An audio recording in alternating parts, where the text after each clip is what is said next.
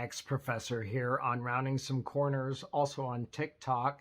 And who would pick on a plant that grows on nature's earth and ends up, when you dry it, as a beautiful bud, like this specimen here?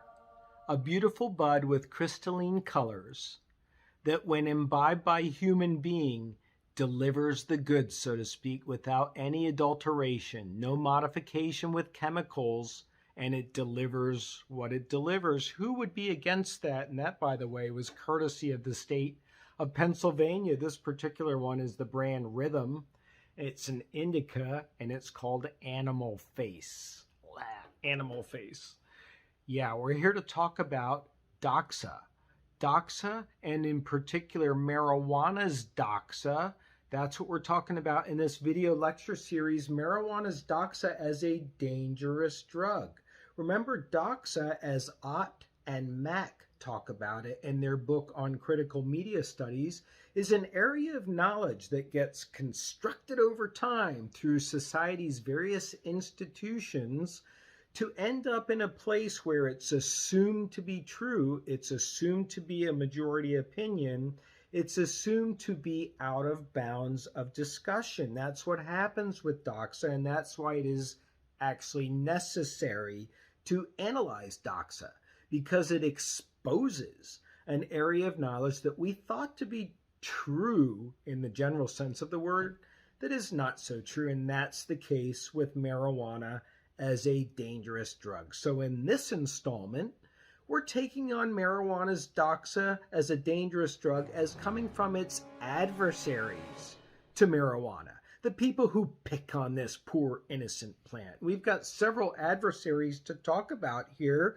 They are the big moneyed interests, the long-standing entities that have been working against marijuana since its inception in terms of public knowledge about marijuana in the modern day age, until, as we discussed, the history of marijuana came along and helped to create the same Doxa that we're talking about as a dangerous drug. But now we're focusing on the adversaries who were behind some of what we talked about in the history on marijuana's Doxa. So we're talking about the financial interests and the other powerful players. And the first group we're going to talk about are the lobbyists who have been against the legalization of marijuana. Now, today, the situation has changed. Marijuana has gained legal ground in some states, either medicinally or recreationally. But again, marijuana does not enjoy that public and open status of being imbibed in an open space like coffee nor candy, both of which are delivering drugs. That's a subject for another video lecture, but marijuana is not accepted in that kind of context in society. So it's still got that element of Doxa that keeps it down, and the first group to work towards keeping it down has been lobbyists. And you know what lobbyists are, right? Lobbyists are hired people hired that are working for firms, and they are meeting, among other things, with elected representatives. We're talking about at the federal level in Washington, D.C., and we're also talking about at the state level and even at some smaller levels at the municipal level, small town level. We're talking about people who are lobbyists meeting with elected representatives and expressing their opinions and their policy positions very strongly to these representatives, while also contributing to their campaigns and providing other, quote, information resources. It's all about influencing policy and, if necessary, law. And so the lobbying organizations that have been working against this little plant from this earth include, first and foremost, tobacco companies. Tobacco firms have perceived from the beginning that marijuana, because one of the ways that you take it in is by smoking it. It's not the recommended way, in my opinion, but it is one of the ways you can take it in. Because it is smokable, tobacco companies have perceived marijuana as a threat, and so they have supplied a lot of funding to lobbying efforts to not allow marijuana to become a competing, quote, drug to cigarettes. Now, that has changed somewhat. When marijuana started to become legalized and public opinion started to turn around, tobacco firms started to get in on the game. They wanted to join the parade, if you want to think of it that way. The big firm that's the parent firm of Marlboro, for example, Altria, do you know about that parent company owning Marlboro? They invested $1.8 billion in shares in the Kronos Group, which is a marijuana parent company for marijuana retail sales. So tobacco firms joining in the potential profit making once it starts to look like it's going to maybe be a safe investment. But not only do we have tobacco firms that have been lobbying against marijuana, we have also had alcohol and beer groups, alcohol and beer industry groups lobbying against marijuana as well. Their assumption has been that when people who are working come home at 5 o'clock and 6 o'clock, they have a competition before them to take the edge off their hectic and chaotic days. And that competition is between alcohol and it's between marijuana. That's been the perception, at least for a long part of the history of marijuana, by the alcohol and beer lobbying groups, or should I say by the industry as it is expressed in the lobbying groups. So both of these entities have been working against marijuana to keep it from becoming legalized or even publicly, or above all else, publicly accepted. And now we're going to go on to another force. We've talked about pharmaceuticals in other contexts in this country about how they are lobbying to keep their prices high. You may know about that. We've seen some changes in that recently in terms of what can be negotiated by the federal government. But pharmaceuticals, in addition to having lobbying dollars, have also been involved in funding studies that either are exploring alternative treatments to afflictions that people feel related to physical and mental health that are not marijuana-based solutions, that are based more in opioids like fentanyl and oxycodone and that whole plethora of opioids that you can get based on different strengths.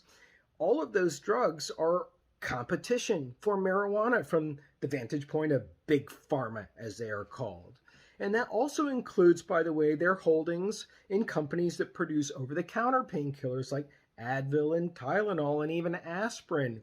All of these are in competition in the eyes of big pharma to marijuana. And so there have been studies that have been funded with big dollars to make sure that marijuana doesn't come out as a viable alternative treatment. And perhaps someday we will see marijuana sold in a pharmacy like it should be, and then we will know it has gained equal status alongside the treatments that big pharma has been promoting, essentially in the form of compressed pills. Now, we've had a lot of change in the circumstances of big pharma and supporting anti-marijuana efforts because of the lawsuits to Purdue Pharma, one of the big pharma firms, Purdue Pharma, paying out billions of dollars, $6 billion to, survivors of people who passed away because of addictions to OxyContin, which is made by Purdue Pharma. So this is all part of the trend of reversing the Doxa, but Doxa doesn't get established overnight. Doxa takes decades to establish in some cases. That's been the case with marijuana as a dangerous drug. So it's going to take a while. Big lawsuits like that are only denting the armor of this terrible perception of marijuana that has existed that is just not true. And now we come to the last force that has been working against marijuana becoming recreationalized and also legalized, and that is the prison industrial complex. The prison industrial complex is borrowing terminology from the military industrial complex. It's speaking about all those ancillary agencies that are organized around a government agency and the funding that the government agency receives, but the ancillary agencies are basically profit-making agencies. And we have that associated with our incarceration system in the United States because of all the catering services that are supplied, the psychiatric services. Even the jails and the prison systems themselves can be profit-making systems. But we also have all kinds of ancillary businesses that are supporting these, that are profit-making, that are involved in hoping for, in a way that's not outward, but at least economically speaking, a continued incarceration rate that's going to sustain their income, sustain their living, sustain the viability of those companies, and marijuana provides that.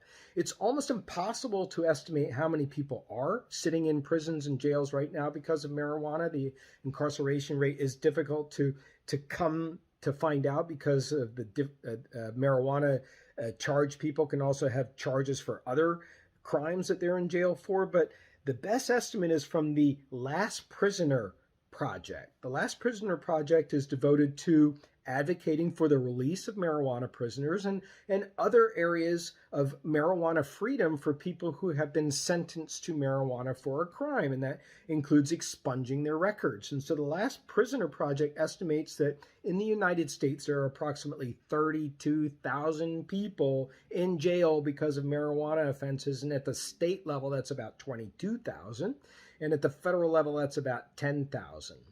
And so we have a lot of people incarcerated for marijuana, and for those people to be freed, I mean, it's not spoken about in such an obvious fashion. You just notice it's part of your revenue stream. That would be a big blow. And so the prison industrial complex has not been so open to it.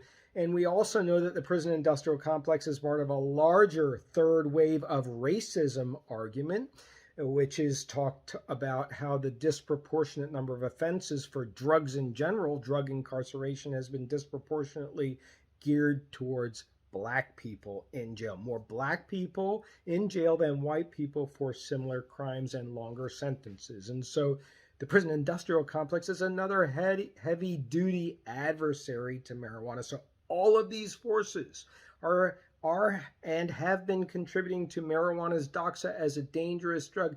It's very difficult to pull back the layers of Doxa, but that's what we are doing in this video lecture series. We are trying to help out this little plant that grows on nature's earth and can end up in a cup of tea and take away the dangerous drug Doxa that it has lived with. Thanks for joining us.